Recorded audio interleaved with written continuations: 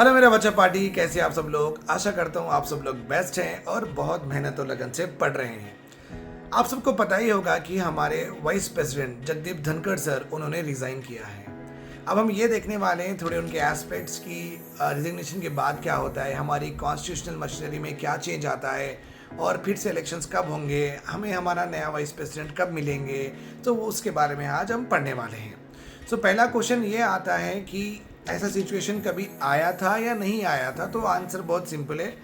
अपने इंडिपेंडेंस के बाद में 2 बार ऐसा हुआ था कि vice president mid term means उनके टर्म ख़त्म होने से पहले ही वैकेंसी क्रिएट हो गई थी वो ऑफिस की, वाइस प्रेसिडेंट की ऑफिस की।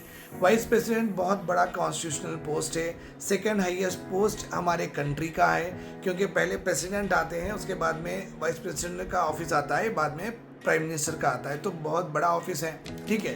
तो ऐसा 2 बार हुआ है और ये सेकंड कॉन्स्टिट्यूशनल हाईएस्ट पोस्ट है। उसके बाद में अगर हम देखेंगे तो यहाँ पे the second question that we have to ask, okay अभी क्या होगा, उनकी ड्यूटीज़ कौन लेंगे।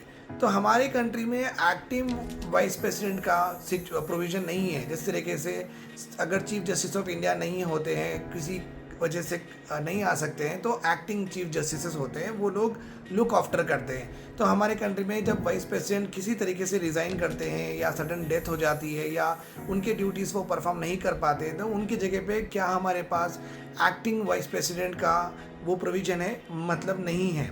सो बेसिकली अपने जो वाइस प्रेसिडेंट होते हैं वो राज्यसभा के चेयरमैन भी होते हैं। जब वाइस प्रेसिडेंट की पोस्ट से वो रिज़ाइन करते हैं तो ऑटोमेटिकली उनकी चेयरमैन ऑफ राज्यसभा की पोस्ट भी चली जाती है।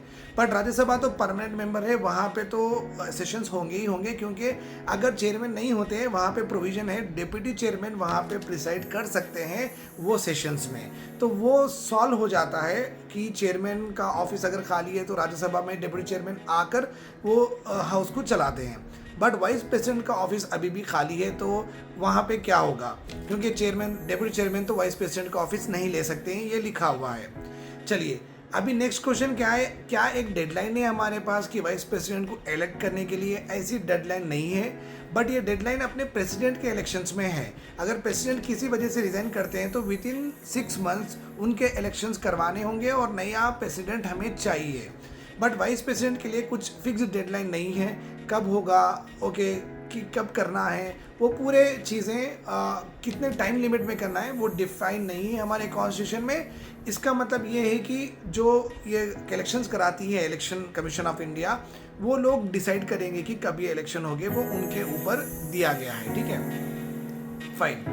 देन अभी जो नए इलेक्टेड वाइस प्रेसिडेंट अगर आएंगे तो वो जो धनखड़ सर का जो रिमेनिंग टर्म पूरा करेंगे या उनको एक फ्रेश 5 ईयर का टर्म मिलेगा, बिकॉज प्रेसिडेंट रहो वाइस प्रेसिडेंट रहो उनको 5 ईयर का टर्म मिलता है इरेस्पेक्टिव ऑफ इलेक्शंस। अगर इलेक्शन में प्राइम मिनिस्टर मोदी जी आए या नहीं आए या किसी और मिनिस्टर आए या नहीं आए, दैट इज अनदर मैटर। ये ऑफिस परमानेंट होते हैं।